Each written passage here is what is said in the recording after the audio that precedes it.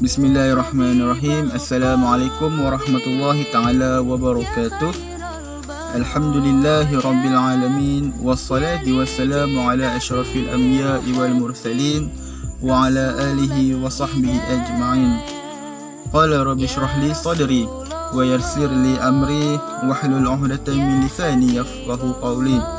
Allahumma salli ala sayyidina Muhammad wa ala ali sayyidina Muhammad. Pertama kali saya mengucapkan ribuan terima kasih kerana hampa semua sudi untuk mendengar serba sedikit tazkirah yang ingin saya sampaikan pada hari ini. Dan insyaAllah hari ini saya akan kongsikan serba sedikit tentang tajuk Ijaz Al-Quran. Saya mohon maaf kerana saya membuatkan tazkirah ini dalam kereta, tapi insyaAllah kita secara santai-santai saja. Dan insyaAllah saya akan ceritakan tentang Ijaz Al-Quran. Okey, mungkin ada yang pernah dengar Ijaz Al-Quran dan mungkin ada yang tak pernah dengar. Apa ni Ijaz Al-Quran? Benda apa ni? Ijaz Al-Quran ni maksud dia apa? Okey, Ijaz Al-Quran ni dia berasal daripada kata kerja, iaitu ajaza, yang berarti melemahkan ataupun menjadikan tidak mampu. Pasang benda apa pula ni kan? Okey, tak apa, kita pergi kepada maksud yang daripada takrif ini. Ijaz Al-Quran ni mengikut pendapat Dr. Sa'id Ramadan Al-Buti yang bermaksud ketinggian Al-Quran dan kehebatan yang ada pada Al-Quran sehingga melemahkan kuasa manusia untuk mendatangkan yang sama seperti dari aspek bahasa, sastra, kelancaran syariat dan perundangan dan perkhabaran qaid, iaitu masa lampau dan akan datang yang terdapat di dalamnya. Okey, senang ceritalah. Ijaz Al-Quran ni dia iaitu macam apa, mukjizat yang manusia tak mampu nak membatasinya. Faham tak? Dia macam manusia tidak boleh. Contoh Al-Quran ni wahyu Allah, so tak ada siapa boleh melawan wahyu Allah ni ataupun nak mendatangkan yang sama dengan Al-Quran ni. Okey, Ijaz Al-Quran ni merupakan perbahasan yang amat menarik. Sebab apa? Okey, setiap para nabi Allah telah anugerahkan mukjizat yang bersesuaian dengan situasi masyarakat para nabi pada ketika itu. Okey, contohlah saya bagi pada zaman Nabi Musa AS, Allah anugerahkan mukjizat tongkat yang berupaya, yang mana kita tahu tongkat Nabi Musa ni boleh bertukar menjadi seekor ular dengan izin Allah Subhanahu Wa Taala. Okey, yang mana kita tahu masyarakat pada zaman Nabi Musa AS terlalu mengagungkan para tukang sihir dan dalam kehidupan mereka.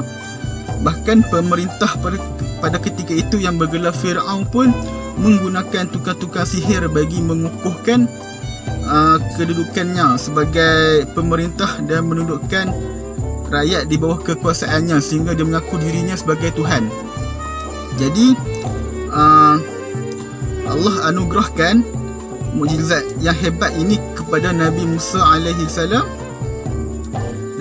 Dengan mukjizat yang hebat, tidak boleh dan tidak mampu ditandingi oleh sesiapa pada zaman tersebut. Iaitu mana bila Allah bagikan mukjizat tongkat itu boleh jadi ular, so dia secara automatik ahli-ahli sihir pun menunduk kepada Nabi Musa alaihi salam. Begitu juga pada zaman Nabi Muhammad sallallahu alaihi wasallam, di mana Allah berikan mukjizat, iaitu mukjizat Al-Quran, yang sehingga sekarang insya-Allah Al-Quran ini Allah jamin akan mukjizatnya ni akan dijaga sehingga hari kiamat. Okey, Ijaz Al-Quran ni terdapat peringkat cabaran Al-Quran, iaitu pada peringkat utama, cabaran mendatangkan Al-Quran secara sempurna keseluruhannya yang mencakupi manusia dan jin. Firman Allah Subhanahu Wa Taala dalam surah Al-Isra yang bermaksud, katakanlah wahai Muhammad, katakanlah wahai Muhammad, sesungguhnya jika sekalian manusia dan jin berhimpun dengan tujuan hendak membuat dan mendatangkan sebanding dengan Al-Quran ini, mereka tidak akan dapat membuat dan mendatangkan yang sebanding dengannya walaupun mereka membantu sesama sendiri.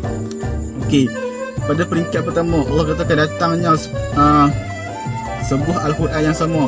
Tapi puak-puak yang macam puak-puak kafir ni tak mampu dapat mendatangkan Al-Quran dengan sebiji Al-Quran yang sama. Pada peringkat kedua, mendatangkan 10 surah yang sama pun, saya pendekkan cerita, mereka tidak boleh juga. Pada peringkat ketiga, dengan mendatangkan satu surah pun tidak boleh juga. Okey. Yang mana kita tahu bentuk-bentuk ijaz Al-Quran ni terdapat, yang saya tahulah terdapat 4. Yang pertama, ijaz perkhabaran ghaib, lepas dan akan datang seperti syurga, neraka. Yang kedua, ijaz bahasa, ijaz tasyri' syariat. Dan yang keempat ni lah saya nak membincangkan, iaitu ijaz tentang saintifik. Ijaz saintifik, tajuk saya iaitu ijaz Al-Quran dari segi saintifik, insyaAllah. Okey, sebab apa menarik tentang saintifik ni? Saya nak bandingkan sains dan juga Al-Quran. Amat menarik saya nak bincangkan tentang ijaz saintifik ni.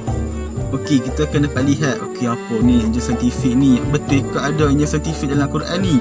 Okey, jom kita tengok yang mana terbukti pada zaman ini melalui pengkajian demi pengkajian yang dilakukan oleh manusia seperti saintis. Bahkan ada saintis yang mengkaji Al-Quran dari segi saintifik ni, saintis bukan Islam, sehingga bila mana dia mengkaji Al-Quran ni, dia hingga mana dia terkejut dan dia kagum dengan keagungan Al-Quran ni sehingga dia masuk Islam. Okey, kita tengok contoh-contoh ijaz saintifik yang terdapat dalam Al-Quran. Seperti mana firman Allah Subhanahu wa Ta'ala dalam surah An-Nazi'at ayat ke-32, wal jibala arsaha, yang bermaksud dan gunung ganang dikukuhkan letaknya di bumi sebagai pancak pasak yang menetapnya. Okey, di sini tafsir ayat ni sangat best. Sebab apa? Yang mana kita tahu gunung ganang ni menjadi pasak kepada bumi untuk memelihara bumi ni daripada tergelincir daripada paksinya yang sebenar. Dan terbukti dalam kajian saintifik bahawa apa yang terzahir daripada gunung sekarang hanyalah 1/3, iaitu yang mana gunung yang kita nampak sekarang ni 1/3 sahaja. Manakala bakinya 2/3, iaitu 2/3 ni yang kat dalam perut bumi ni, iaitu sebagai pasak untuk bumi, untuk menjaga paksi bumi ni. Okey, yang kedua pula firman Allah Subhanahu wa Ta'ala dalam surah Al-An'am ayat 125 yang bermaksud, maka sesiapa yang Allah Subhanahu wa Ta'ala kehendaki untuk memberi hidayah petunjuk kepadanya, nescaya ia melapangkan dadanya, iaitu membuka hatinya untuk menerima Islam, dan sempit sesempit-sempitnya seolah-olah ia sedang mendaki naik ke langit dengan susah payahnya. Demikianlah Allah Subhanahu wa Ta'ala menimpakan azab kepada orang-orang yang tidak beriman. Okey, poin dekat sini iaitu seolah-olah sedang mendaki naik ke langit, iaitu ke tempat yang tinggi.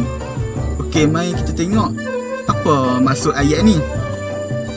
Apa tafsir tentang ayat ni? Iaitu dalam ayat ni nak menerangkan bahawa keadaan mereka yang disesatkan Allah Subhanahu wa Ta'ala, dada mereka sempit seperti mereka banyak mendaki ke langit. Kajian membuktikan bahawa apabila manusia ni dia mendaki, iaitu semakin mana kita berada di tempat yang tinggi, semakin kurang oksigen. Bila kita kurang oksigen, kita akan macam dada kita ni susah untuk bernafas. Jadi inilah yang dikatakan saintifik tentang ayat yang bermaksud seolah-olah sedang mendaki naik ke langit dengan payahnya.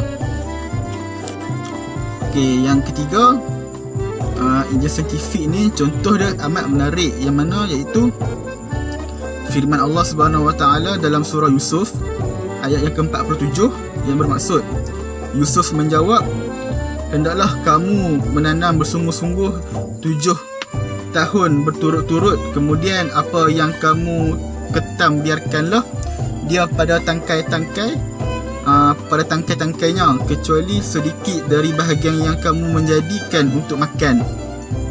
Mungkin apa tak faham kan maksud ni. Contoh, maksud ni iaitu dalam ayat ini nak mengisahkan tentang peristiwa yang berlaku pada zaman Nabi Allah Yusuf alaihissalam, ketika mana baginda mentakwilkan mimpi raja berkaitan dengan masa subur dan kemarau. Tempoh subur mereka dikehendaki menyimpan gandum-gandum untuk kegunaan pada tahun kemarau dalam keadaan gandum tersebut kekal di tangkainya. Sebab apa Nabi Yusuf ni kata kekalkan gandum tersebut dengan tangkainya? Sebab apa? Kajian membuktikan gandum yang disimpan dalam keadaan yang masih ditangkai lebih tahan lama. Gandum yang gandum yang kat tangkai dia tu, yang masih tak terlerai dari tangkai dia tu, terbukti tahan dengan lama berbanding yang telah diceraikan, kerana dia terdedah kepada serangga-serangga seperti bubur. Kat sini kita dapat lihat betapa agungnya mukjizat Al-Quran ni. Ni baru saya ceritakan tentang serba sedikit keagungan mukjizat Al-Quran atau ijaz Al-Quran dari aspek saintifik, dan sangat kita kagumkan sehingga mana orang-orang yang mengkaji ni, orang-orang yang bukan Islam sehingga masuk Islam. Jadi insyaAllah ni serba sedikit yang saya dapat kongsikan kepada anda semua. InsyaAllah yang baik itu datang daripada Allah Subhanahu Wa Taala, dan yang buruk itu datang daripada kelemahan diri saya sendiri. Mohon maaf jika terkasar bahasa dan seumpama dengannya. Sekian, Assalamualaikum warahmatullahi taala wabarakatuh.